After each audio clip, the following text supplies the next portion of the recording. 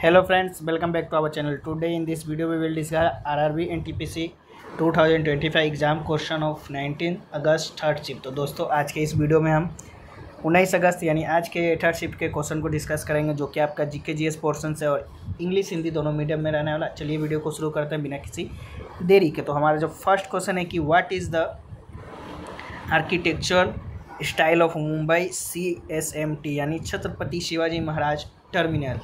तो मुंबई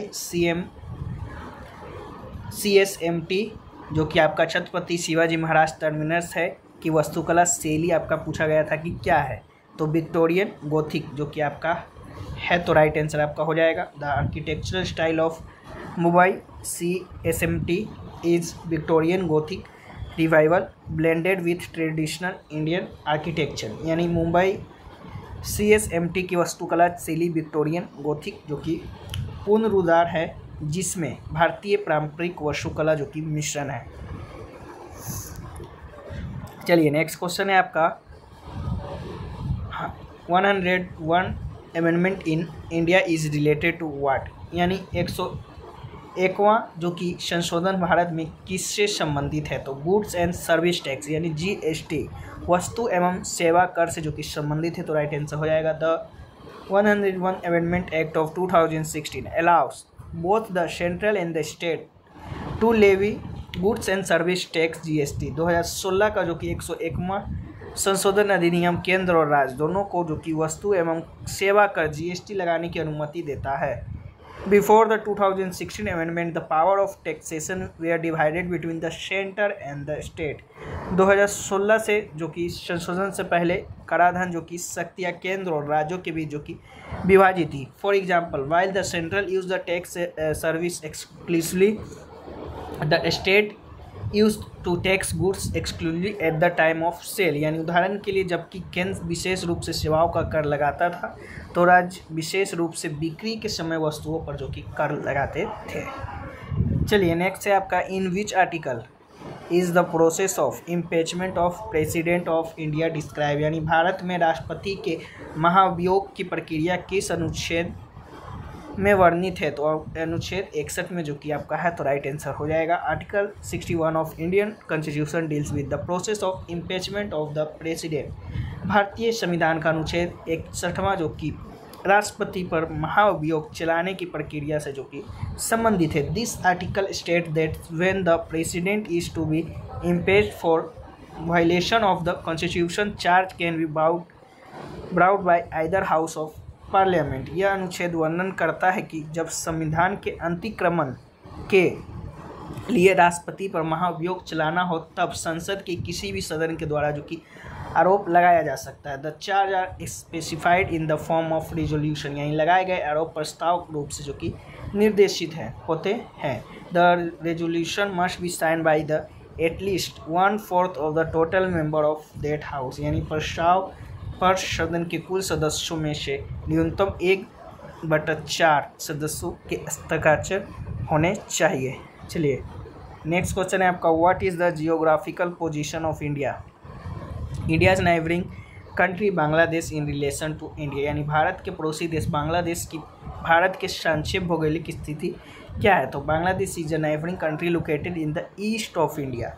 यानी बांग्लादेश जो कि भारत के पूर्व में जो कि स्थित एक पड़ोसी देश है। Its share 4096.7 kilometre long border with India which is the longest border that India share with any of its neighbouring country. यानी यह भारत के साथ 4096.7 किलोमीटर लंबा जो कि सीमा साझा करता है, जो भारत द्वारा किसी भी अन्य पड़ोसी देश के साथ साझा की जाने वाली सबसे लंबी सीमा है। The border of Bangladesh touches 5 Indian states West Bengal, Assam, Meghalaya, Tripura and Mizoram.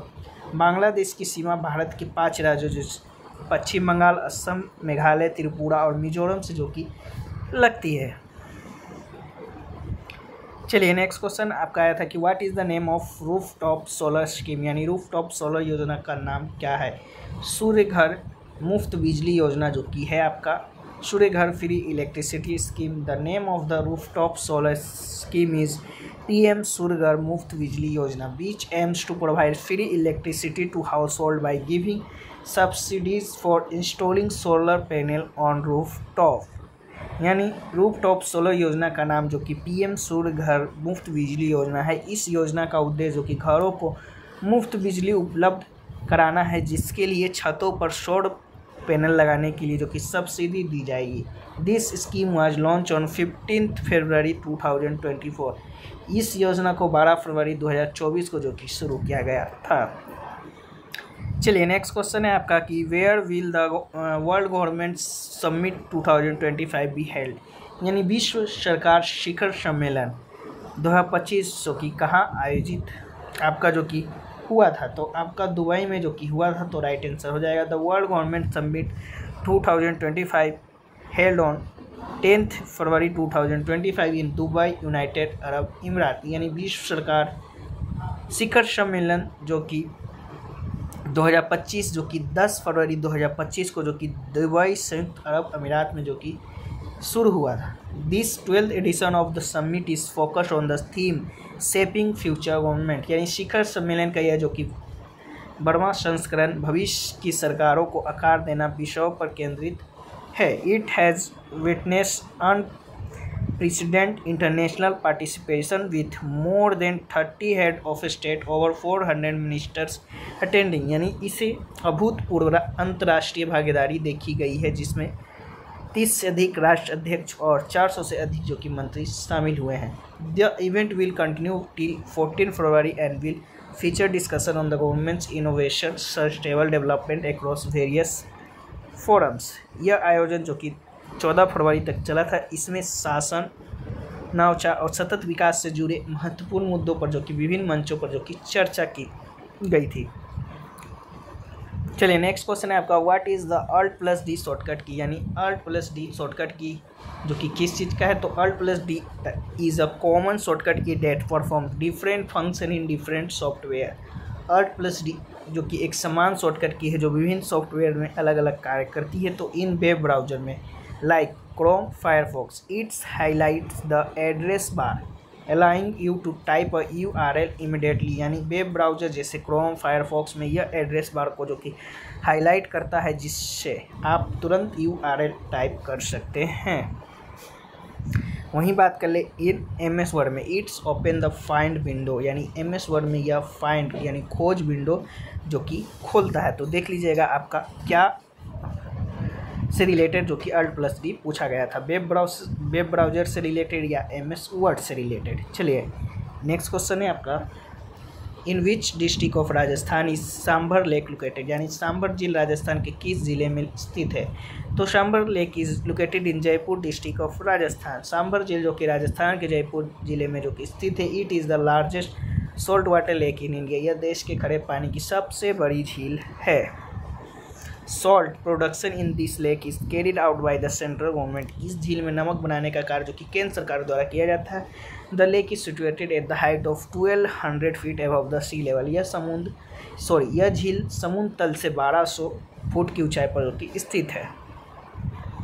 चलिए नेक्स्ट क्वेश्चन है आपका 1 carat of gold is equal to how many grams, यानी 1 कैरेट सोना कितने ग्राम के बराबर होता है। तो carat is a unit use to measure the weight of gems stone, यानी कैरेट रत्नों के वजन को मापने का एक जो कि इकाई है। तो 1 carat equal to 1/5 of gram, यानी बात कर ले तो 0.200 ग्राम। 1 कैरेट 1 ग्राम के 1/5 या 0.200 ग्राम के बराबर जो कि होता है। वहीं 5 कैरेट में आपका 1 ग्राम, तो 5 कैरेट में जो कि आपका 1 ग्राम होता है।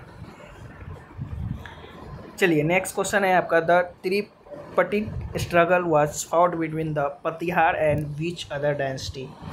त्रिपक्षीय संघर्ष जो कि पटिहारों और किनके बीच जो कि लड़ा गया था। तो tripartite struggle fought between the Pratihara the Palas and the Rashtrakuta, यानी त्रिपक्षीय जो कि संघर्ष पटिहारों, पालों और राष्ट्रकूटों के बीच जो कि आपका लड़ा गया था।